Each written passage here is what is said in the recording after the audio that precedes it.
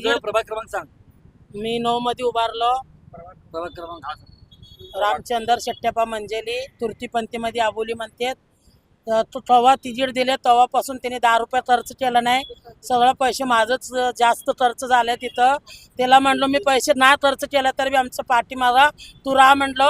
आज त्यांनी पैशासाठी गेलाय काय, फक्त त्यांनी पैशासाठी नुसतं पैसेच करत होता. सकाळी उठून प्रचारला बी फिरत नव्हता. ना फिरलं तर बी माझ्यासाठी सगळं जनते काय बी करून राष्ट्रवादी 4-4 आम्ही निवडून आणतो असं म्हणत होता. जय हिंद, जय महाराष्ट्र. हे बघा, राष्ट्रवादी काँग्रेस पार्टी प्रभाग क्रमांक 9 मध्ये आम्ही विजयाच्या एका टप्प्यावर येऊन पोहोचलेलो होतो. कारण की यांच्याकडे असलेली जी काय प्रशासन यंत्रणा जी आहे त्यांना IB रिपोर्ट आला की प्रभाग क्रमांक 9 मध्ये भारतीय जनता पार्टी ह्या ठिकाणी त्यांचा पराभव होऊ शकतो. ते लक्षात आल्यानंतर त्यांनी लोकशाही धोक्यात आणण्याचं काम त्यांनी केलेलं आहे. राष्ट्रवादी काँग्रेस पार्टीचे आमचे ड मधील अधिकृत उमेदवार म्हणजे राष्ट्रवादी युवक काँग्रेसचा आमचा कार्याध्यक्ष शहराचा त्याला विकत घेण्याचं काम इथल्या शहरामध्येच्या आमदारांनी आणि इथल्या पालकमंत्र्यांनी केलेलं आहे. तुम्हाला जर इतकीच भीती होती तर त्यांनी अशा पद्धतीची हिटलरशाही पद्धतीने त्याने असं कृत्य करायला नको होतं. आम्हाला माहीत होतं की ह्याच्यामध्ये कुठलं तर कट कारस्थान या ठिकाणी घडणार आहे.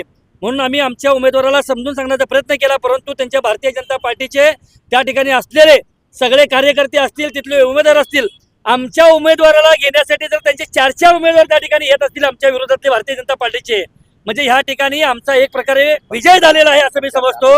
कारण की मी तुम्हाला एकच सांगतो, या महाराष्ट्रामध्ये नव्हे तर या देशामध्ये खरी लोकशाही या ठिकाणी धोक्यात आलेली आहे. स्थानिक नेतृत्वावर आरोप केले तुमच्या उमेदवारांनी. हे बघा, स्थानिक नेतृत्वावर जर त्यांनी आरोप केले असतील तर ही गोष्ट त्यांनी माझ्या बी देखील कानावर टाकली होती. परंतु त्याला मी समजून सांगण्याचा प्रयत्न केला होता. परंतु ही गोष्ट जर एखाद्याने जर पैशाच्या जीवावर उमेदवारीच विकत घेतली असेल, उमेदवाराला विकत घेतली असेल तर त्याच्यामध्ये मी त्याचा देखील निषेध करतो. कारण की मला तुम्हाला एकच जबाबदारीने सांगायचं आहे. कारण की मी आज या ठिकाणी जबाबदारीने सांगतो की प्रभाग क्रमांक 9 मध्ये राष्ट्रवादी काँग्रेस पार्टीचा विजय या ठिकाणी 100% झाला असता आणि इथले 4 उमेदवार या ठिकाणी पराभूत झाले असते.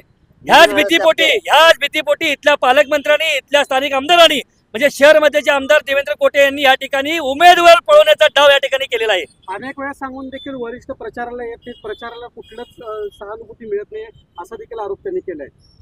हे बघा, मी तुम्हाला एक महत्त्वाचं सांगू इच्छितो. एखादा उमेदवार त्या प्रभागामध्ये वारंवार वर्षानुवर्षे काम करत असतो, तो त्याच्या जीवावर त्या ठिकाणी त्याच्या जीवावर थांबला पाहिजे. परंतु राष्ट्रवादी काँग्रेस पार्टीने त्याला मदत त्या ठिकाणी केली होती. राष्ट्रवादी काँग्रेस पार्टीचा युवकचा अध्यक्ष म्हणून मी देखील त्याच्या सदैव पाठीशी होतो.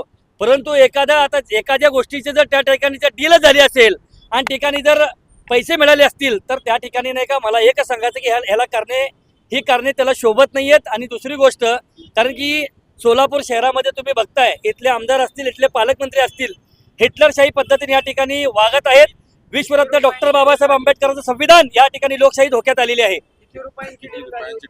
आम्ही आत्ता या ठिकाणी माहिती घेतली तर या ठिकाणी आमच्या उमेदवाराला 25 लाख, टोटल 25 लाखाचा आमिष या ठिकाणी दाखवण्यात आला आणि त्याला 15 लाख रुपये ॲडव्हान्स देऊन 10 लाख रुपये आम्ही निवडून आल्यानंतर देऊ अशी प्राथमिक माहिती आमच्या कानावर आलेली आहे. पण असो, रडीचा डाव जास्त दिवस चालत नसतो. सत्याचा विजय हा नेहमी होत असतो. त्याला उशीर का लागे नाही, परंतु सत्याचा विजय होत असतो. त्यांनी आता डायरेक्ट भाजपमध्ये गेले, राष्ट्रवादी मधलं निवडणूक कसं करणार ते उमेदवार असा प्रचारच. हे बघा, राष्ट्रवादी काँग्रेस पार्टीचे आमचे 3 उमेदवार माझ्या सोबत आहेत. या ठिकाणी मधले उमेदवार आमच्या या ठिकाणी आबोली अक्का या ठिकाणी आहेत, आमचे जक्का आहेत आणि बोगावी बोगावी आहेत आणि आमचे बडगुताई पण या ठिकाणी आहेत. नाव त्यांचं गेलेल्यांचं नाव ते तुषार जक्का ड मधून ते प्रभाग क्रमांक 9 मध्ये ड मध्ये ते लढत होते, ते गेलेले आहेत. परंतु आमचे 3 उमेदवार या ठिकाणी 100% या ठिकाणी विजय होतील. कारण की एक प्रकारे या ठिकाणी एखाद्या पार्टीला बदनाम करण्याचं काम यांच्या माध्यमातून होतंय. जनतेने या ठिकाणी सावधानतेची भूमिका घ्यावी, खऱ्या सत्याचा विजय करावा असं मी जनतेला आवाहन करतो.